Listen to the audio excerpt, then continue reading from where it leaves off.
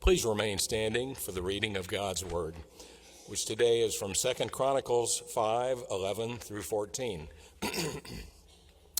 Now when the priests came out of the holy place, for all the priests who were present had sanctified themselves without regard to their divisions, all the Levitical singers, Asaph, Heman, Jeduthun, their sons and kindred, arrayed in fine linen, with cymbals, harps, and lyres, stood east of the altar with 120 priests who were trumpeters.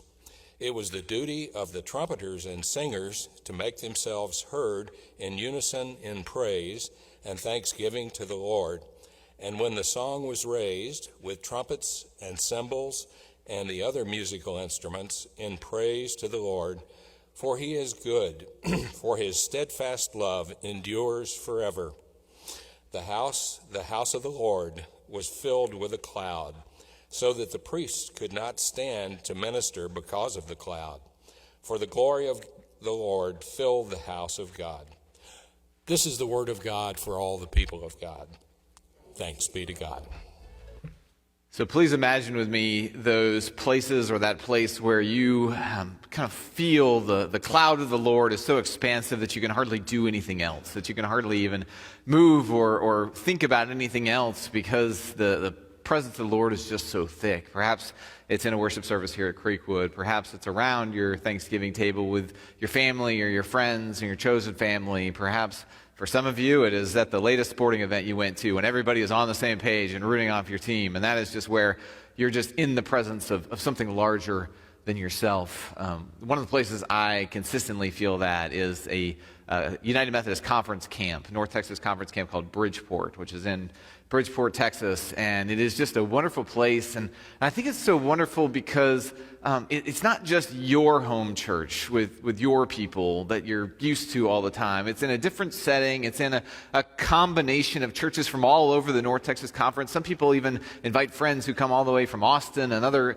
places, and you get there, and the only purpose for everyone being there, the only shared value and identity is that they are there to worship God, to grow in friendship, to have some fun. And it's just this place where I have consistently found the cloud of the Lord to be so thick because of all the thanksgiving that happens there.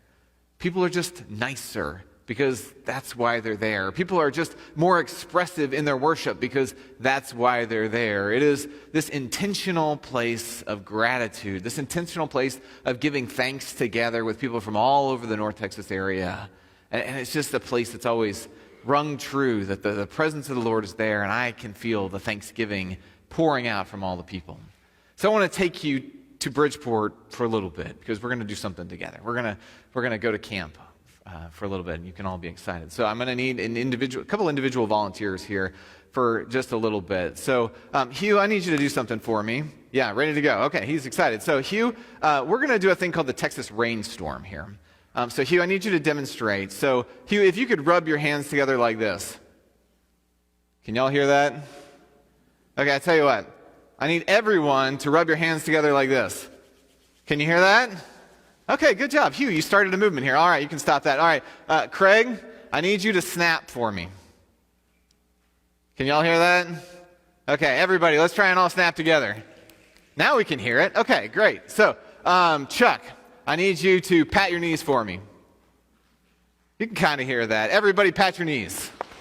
Now we can hear that. Okay, last one. Let's see. Dave, I need you to stomp on the ground for me. That's okay. Everyone stomp on the ground. All right, you see how much better it is when we do all this together? Okay, so we're going to do something called the Texas rainstorm. And the first thing you're going to do is you're going to do this. Not right now. You're going to do this. Then you're going to snap. So what I'm going to start it. So we're going to do a big wave like a Texas rainstorm goes across the plains. So we're going to start over on this side, and when my hand kind of comes to you, that's when you're going to switch. So you're going to start with hand rubbing. Next time I go across, you're going to move to snapping. Next time I go across, you're going to move to patting. And when someone else changes, you keep doing what you're doing. So hand rubbing, snapping, patting, stomping. Then it's going to go from stomping, patting, snapping. Y'all are smart. You can do this, right? We've done harder things than this before. Are you ready? Let's go to camp for a little bit. All right, ready? Right?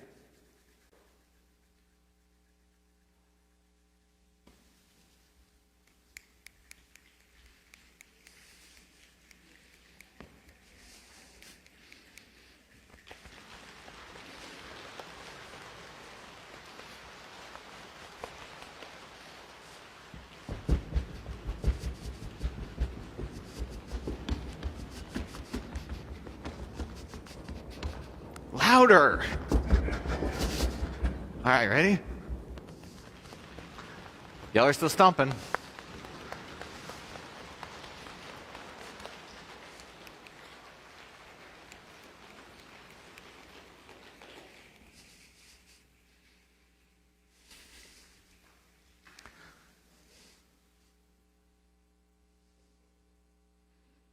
Pretty cool, right?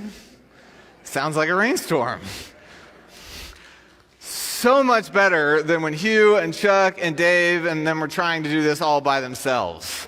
It's so much cooler, and it's cooler when you leave it as a prolonged movement. I did it a little faster because I know y'all like to get out of here in an hour, but so it's cooler when it's even prolonged, when you've got even more people who are doing this. It's just something you can't do by yourself. It's something you can try and do by yourself. I can stand up here and do this, and y'all would all be looking at me like, this is a waste of my time today. But when we're doing it together, all of a sudden it becomes a little bit of a, wow, we just created a rainstorm inside of a sanctuary. This is one of those experiences that unites us. It's one of those things that say, I took part in that. I got to be a part of something. And we've been focusing a lot on those people that did something for us, those people that helped shape us, those people that continue to do things for us. And sometimes even when we're talking about our communities that we are a part of, we talk about, I love my church. And when we say, I love my church, it's usually what my church does for me. But what about what we get to be a part of? That identity that we get to form together, these shared experiences that bring us together, that create us a little bit more, that we get to give thanks together. And in giving things together, we get to form beautiful music, and we get to form rainstorms, and we get to form communities of grace and acceptance that we just can't do by ourselves. And this is, in 2 Chronicles, the Levites, the priests are coming out of the temple with this immense amount of thanksgiving. And it's a special day. If we were to go back to the beginning of that 2 Chronicles passage in chapter 5, it's a momentous day because they are bringing the Ark of the Covenant to the temple. And the Ark of the Covenant, if you'll remember, is where the 2 tablets of Moses that he wrote the 10 Commandments on from Sinai are put in the Ark of the Covenant, or at least the remnants of them after he shattered the first copy, I guess. And it is considered to be where the 2 seraphim are on the top of the ark is considered to be where God's presence is in this world. And when they take it into the Holy of Holies in the temple, that's when the Holy of Holies becomes the place of the presence of God. It's where the cloud of God is so thick that when you enter in, you can't help but worship. You can't help but do anything else because it's so present amongst this place, at least in the idea of the Jews at the time. And so this is a momentous day. It talks about the ark, and it talks about having poles of cedar so long that as they're walking up the stairs, you can't see where the beginning and the ending are because it's such a momentous ornamental structure that they're carrying into the temple. And this is one of those big days. This is a Thanksgiving. This is a Christmas. This is an Easter. This is a graduation. This is a Super Bowl. This is one of those big days that you just don't want to be by yourself on. And normally in the sacrificial system, King David in 1 Chronicles 24 had organized the priests, the Levites, had organized the priests into 24 different divisions, if you will.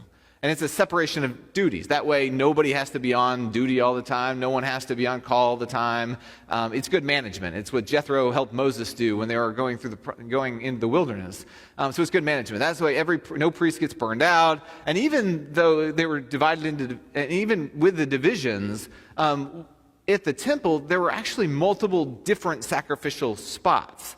So if I were going into the temple and you were going into the temple, we might be going for the same purpose, but we might not actually interact with each other. They had public worship, but they also had individual worship. And so just by the nature that we were both religious and that we were both believers in God and that we wanted to honor God with our sacrifice, we might not actually be doing that together. And that's okay. Because Jesus tells us in the Sermon on the Mount, don't be like the Pharisees who parade their prayers out in the streets for all the attention and glory and all. Be somebody who prays in private, right? Really give your attention to God and let God give God's attention to you and have those moments. And if you're like me, sometimes when you're cruising down the road, it's just really nice to be able to sing in the car with nobody judging you for what your singing voice sounds like. So personal praise and personal thanksgiving is great. And it's great that they had that in the temple, but not on the day that the Ark of the Covenant is coming in. Not when you're going to church camp. Not when you're celebrating something big. Those are moments in which, you eat the bite of chocolate and you want to say, isn't this amazing? And it's really hard to do that when you're by yourself. And so the Levites all came together that day. They came together regardless of the division, regardless of the class, regardless of what their night shift or day shift was. They all came together. And thank you, Bill, for reading the scripture that had all the hard names in it. They all came together and they were singing, and they brought trumpets and they brought lyres. They brought the whole band out. They didn't bring one trumpeter and they didn't bring one guitar. They brought the whole band out. And part of that is because it's such a big day. You want to honor, there's a reason why we have, the choir concert's going to have some more brass in it. There's a reason why we do big days, is we want them to be honored, to celebrate honorably, but that's not the only reason you bring everybody out. On a day, on a moment when it's so momentous to who we are, it's not that just you want to make a big show and production out of it so everybody's impressed. You want to give everybody a chance to be a part of it. How many of you went to the Rangers parade celebration? Anybody in here? Probably a smart move. That's what everybody who went said. It was both fun and terrible at the same time. And it was fun and terrible at the same time because the people who went there, one estimate said 700,000 people, one estimate said 500,000 people. This is kind of like preachers count worship attendance, and we add a couple thousand people to the numbers. But 700,000 people, and they said, well, I couldn't even get 10 rows up to where I could see anything, but I was there. And I couldn't even hear what they were doing on stage. But you know what? I was there. And so it was this joyful, cool experience because you got to be a part of the Rangers celebration, but at the same time, hard because, to take part in it. Well, this is an opportunity that they were trying to find ways for everybody to be a part of it. Ways for people to go down the road and say, I remember when we brought the Ark of the Covenant. I remember when we brought God's presence fully into the temple so that we could be God's people and this could be God's land and we could live for God in all the ways. I remember that moment. And then they could be talking about that moment and their friend could come back and be like, I remember that moment too. Wasn't that the most glorious time? And they got to share together in that experience. And sharing together is where we form our common identity. And in these shared experiences we have, when we give thanks together, three things happen with our identity. When we come together for worship, three things happen together within our identity. When we all find a way to be together as a community, three things happen. One is that shared identity. It is the Rangers won the World Series. Yes, they did. I knew that too. And so all of a sudden you have something in common to talk about. And you have this common bond. I love Jesus. You love Jesus. I got to do a Texas rainstorm in worship. I got to do a Texas rainstorm in worship. It's a shared identity that gives us a common bond to unite together so that all of a sudden we're not strangers. And when we are able to unite together over something, then all of a sudden we're a little less defensive or afraid of that someone. It's why meals are such an identity-forming, and not meals where you all order your own thing off the same menu, but the Thanksgiving meals where you pass the family style around and you all have to touch the same things and you all have to eat the same things. It's not intentional necessarily, but because you held the sweet potatoes and they held the sweet potatoes, you feel just a little bit of a connection. And so when we do things together, when we give thanks together, it's a shared identity that we have, but it's also a confirmed identity. It's what I tell people that I told the children at children's time is your decision to be here today validated the person sitting next to you's decision to be here today. And maybe it shouldn't be that way. Maybe we should all just be like, yes, I love coming to church, but sometimes 8:30 is a little early, correct? I have heard that from a few of you, right? It's a little early, but you made the effort to be here, and I'm guessing that by the end of this day, you will feel joyful and thankful that you were here. because somebody else was here to confirm that you made a good decision. We got to sing together. We got to laugh together. We got to do all these things together, and it confirms that you made a good choice. And so we share these experiences together. We have something that builds the bridge of commonality, but then it also confirms that we made the right decision to be a part of that. We made the right decision to be at the temple that day, to celebrate and to give thanks. And when we did, we experienced a cloud of God so thick. The cloud of God was so thick because the people were giving thanks so heavily. They were recognizing what God had done for them in leading them through the wilderness and out of slavery. They were recognizing the miracles that God had provided. They had recognized that what they had been through as a people, and that allowed them to have a continued identity. I'll go back to the Rangers World Series victory. I have owned a Texas Rangers hat since 1994, probably. It is one of the only, it's not the same hat, because that would have been deteriorated by now from sweat. But I bought the same blue and red hat. I'm normal, I'm boring like that. Since I really got into baseball around 1994, and I've worn this hat with mostly shame throughout this entire time. I'll say I'm a pretty good fan, but it's very hard to wear the hat of a team in other cultures, especially, let's say, Houston Astros fans, when you haven't won anything ever. And I noticed the other day, I noticed yesterday, I went to the TCU game yesterday against Baylor, and I had my purple on through and through, but I threw on my Rangers hat. Normally I would wear my TCU hat, and I got in the car and I thought, oh my gosh, I wore the wrong hat today. And the next thought in my head was, no. People are going to know that I'm a Rangers fan, because I've got a shared identity with anybody else who's going to be excited about the World Series victory. And you know what? They won, and there are a whole bunch of people there, which confirms that I can be proud to be a Rangers fan. And so, by God, I'm going to wear this wherever I go from now on, because I've got that continued identity. When we experience the joy, when we experience the cloud so thick because of our shared identity, our confirmed identity, when God shows up to these places, and when we recognize at least that God shows up to these places, it confirms that we don't just have to be in that place. How many of y'all will go, and I don't want to isolate anybody, but how many of y'all are doing something around Thanksgiving with friends or family or a community or something like that? Just raise your hand if you're doing something around Thanksgiving. Most people are doing something around Thanksgiving. Not everybody, but most people are doing something around Thanksgiving. How many of you have done, or at least in some part of your life, done the same thing at the same place around Thanksgiving for a prolonged number of years? A lot of people. Right? My father-in-law cooks a mean Thanksgiving dinner, and he had the audacity to move to Florida 4 years ago. So we don't go to his house for Thanksgiving anymore, although Florida would be very nice to go celebrate. And I remember the first conversation, maybe you've had these conversations in marriage before, but it was when you first get married and you assume that all of your holiday traditions are just going to carry over into the marriage, and you realize that your spouse's holiday traditions are also going to carry over to the marriage, and you realize that's not going to work really well. This is actually one of the main points I talk about in premarital counseling, is holiday traditions. Because I remember my wife definitely won the arguments because her dad cooks a mean Thanksgiving dinner. And so for the first, 13 years of our marriage, it was the same place, same food, every year, same time, Cowboys on TV, Longhorns at some point down the road, or whenever they played the day before. And we even sat in the same seats every time. And you laugh at that, but you all do that every Sunday morning. Right? But part of that routine, part of that the practice of Thanksgiving and routine forms us for who we are. I forever know that I am a part of the Thompson family because I did that every year.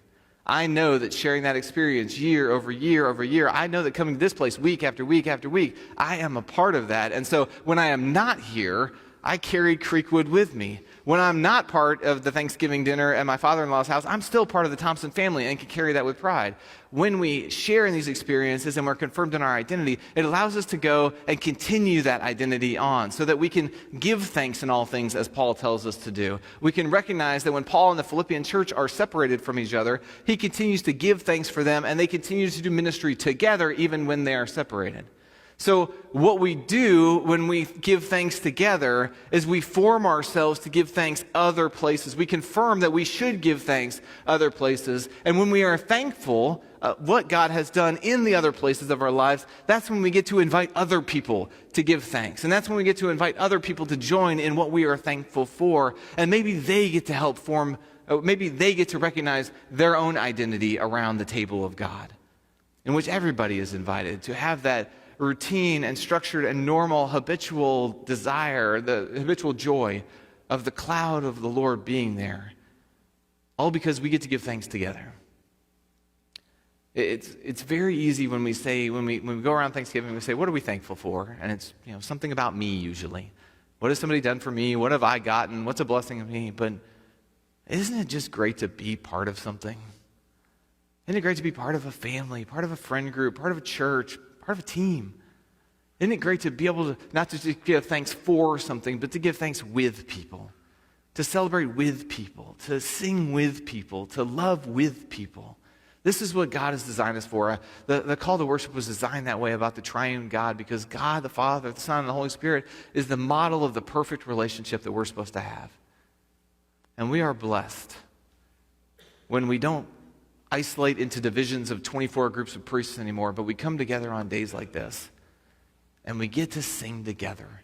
We get to be together. We get to share who we are together. We get to confirm who we are together. And from this place, we get to go and be who we are together. Let's pray. Gracious God, it is in your presence that we give thanks.